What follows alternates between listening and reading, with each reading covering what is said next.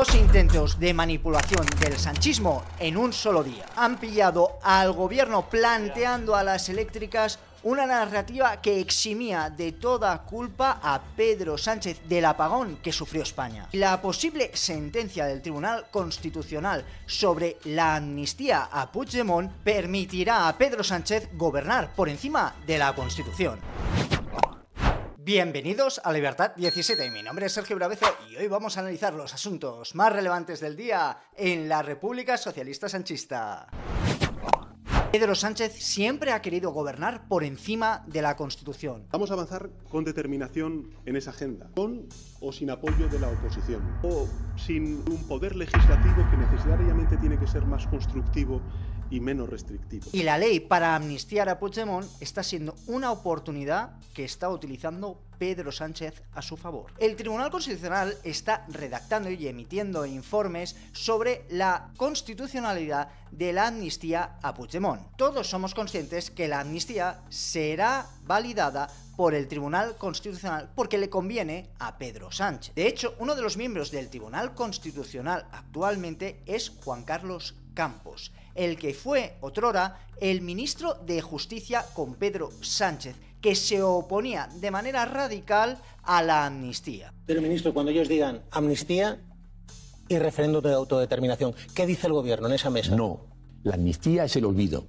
Aquí no hay olvido, aquí hay perdón. Sin embargo, esas mismas personas que se oponían a la amnistía ahora son favorables a ella. ¿Una amnistía? ¿Eso se plantea? Es inconstitucional, eso es ilegal, eso no tiene cabida en nuestro ordenamiento constitucional. Si es que el independentismo está atrapado en su propia mentira. Pero el problema para los españoles es que Pedro Sánchez está utilizando esta debilidad de su gobierno para que el Tribunal Constitucional emita un informe que permita a Pedro Sánchez pisotear la Constitución. La ponencia también dirige un claro mensaje a los jueces. Recalca la preeminencia del Parlamento respecto al resto de poderes del Estado. Lo que no está prohibido está permitido. Ese es uno de los principios de las democracias liberales. Pero eso no se aplica para los poderes del Estado, en concreto para el poder legislativo, para el político, para el que redacta leyes. Pero según las ponencias del Tribunal Constitucional, el legislativo puede hacer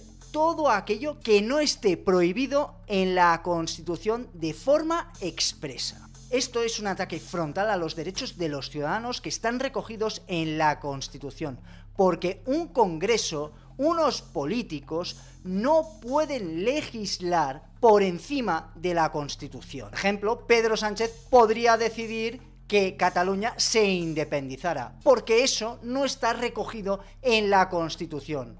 Esa es la habilidad que le está dando el Tribunal Constitucional a Pedro Sánchez. Ese ejemplo sería absolutamente factible con lo que está proponiendo el Tribunal Constitucional, porque si bien la unidad de España está recogida en la Constitución, no así su separación, que no está prohibida. Lo más grave de la ponencia del Tribunal Constitucional es que toma la Carta Magna, la Constitución, como un documento abierto y a libre interpretación.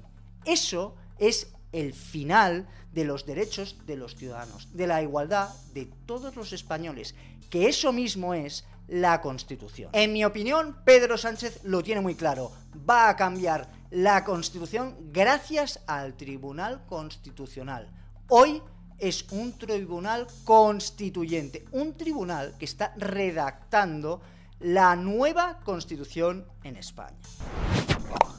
Y los socialistas son tan brutos que han vuelto a pillarlos, esta vez intentando construir una narrativa para exculpar al gobierno de toda responsabilidad en el apagón. El gobierno planteó a las energéticas construir una versión sobre el apagón para desviar la atención de Red Eléctrica. Es decir, que el gobierno de Pedro Sánchez intentó que todos fueran responsables del apagón. Cuando todo el mundo es responsable, nadie verdaderamente lo es. Endesa, Iberdrola y Repsol rechazaron un pacto con el gobierno para compartir responsabilidades. El objetivo de los sanchistas era repartir todas las responsabilidades entre las diferentes empresas eléctricas y así eximir a Red Eléctrica de su verdadera responsabilidad, que es tener las luces abiertas en España. La situación del ministro Marlaska es crítica en el Ministerio del Interior, el ministerio que vela por la seguridad de todos los españoles. El equipo más próximo de Marlaska se está esfumando, ya sea por dimisiones,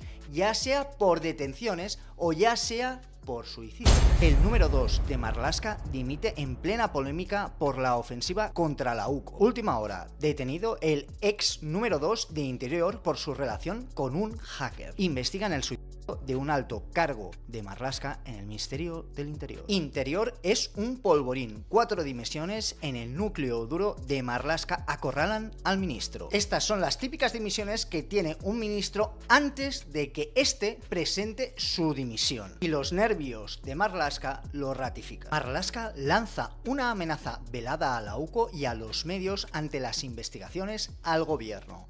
Una noticia de El Debate. El gobierno de Sánchez recibe una mala noticia internacional, esta vez de nuestro vecino Portugal. Portugal prohíbe la sanidad gratuita a los inmigrantes sin papeles. La medida ha sido propuesta por el Partido Socialdemócrata, actualmente en el gobierno. Excelente noticia para Portugal, muy mala noticia para España. Los inmigrantes ilegales que no tengan asistencia sanitaria universal en Portugal irán a solicitarla a su vecino España, es decir, a nuestro país. La sanidad universal significa que cualquier persona que toque suelo español tiene garantizados todo el paquete de servicios médicos. Es decir, si un inglés viene a España y desgraciadamente sufre de cáncer, será tratado al completo. Eso se llama turismo sanitario. No querer pagar las facturas de tu sanidad en tu país y cargárselas a otro. En ese ejemplo, cambien al inmigrante inglés por un inmigrante del país que quieran, pero que sea subsahariano, que sea de un país o un continente con los mayores índices de VIH. Cuando llegue a España, ¿qué va a hacer? Va a ser tratado con el servicio completo, medicación total y gratuita para esa persona. Sí, aunque no haya cotizado ni un solo día, así es, lo pagamos el resto de españoles. Eso no es solidaridad, eso es dejar que los demás países se aprovechen de nuestra sanidad, que los demás países del mundo se aprovechen de nuestros servicios. Este es el servicio sanitario promulgado y promocionado por la izquierda, porque ellos son muy bondadosos y muy generosos con tu dinero y más solidarios con tu salud, porque tú te tendrás que aguantar y esperar más tiempo para ser atendido por un médico cuando tú estás pagando impuestos en tu país. Ya saben, la izquierda dispara con el dinero de los demás. Dinero que le gusta recaudar, pero que no le gusta pagar, y si no, que se lo digan al inspector de Hacienda número 3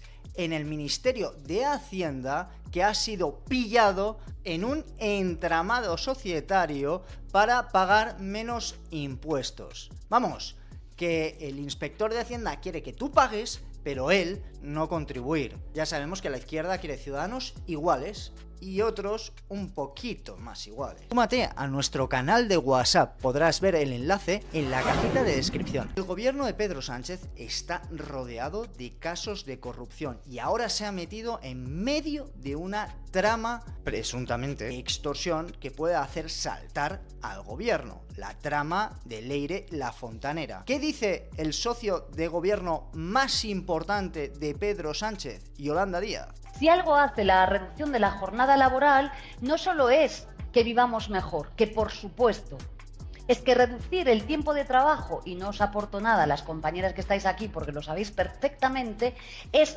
una propuesta política basada en la centralidad de la vida, basada en, obviamente, ganar tiempo para nosotras mismas, pero que reduce emisiones de CO2 porque incide directamente en el modelo productivo, porque evita desplazamientos y porque sirve como herramienta potente, lógicamente, para luchar contra el cambio climático. Pues ni siquiera Yolanda Díaz sabe lo que dice. No. Oh, Dios, acabo de tener una pesadilla. Ay, qué mal. Ay, qué mal. Pedro, acabo de tener una pesadilla terrorífica. Era un país donde la gente trabajaba un montón, pero podían ahorrar y gastarse el dinero en lo que le daba la gana. Era terrorífico, eran como libres, era algo así como libertad. Y además la gente decía su opinión, y si había alguien que opinaba diferente no se enfadaban, sino que dialogaban. Estaban como bien educados y yo no sé qué pasaba. Ay, qué horror. Y cuando había una catástrofe, el gobierno se volcaba, ¿sabes? Enseguida en ayudar. Ponía una alarma y ayudaba si había una dana o había un volcán. Ay, Pedro, qué pesadilla. Y cada año la gente pagaba impuestos y cada año, ¿sabes? Recaudaban un dinero y el gobierno decía cuánto. Y había como unos presupuestos, Pedro, unos presupuestos cada año, imagínate tú. Ay, qué mal, qué mal. Y la ministra de Hacienda era guapa y sabía hablar. Ay, no, Pedro, qué mal. Uf, menos mal que fue una pesadilla, Pedro, que si no... Me he quedado estupefacto con esto.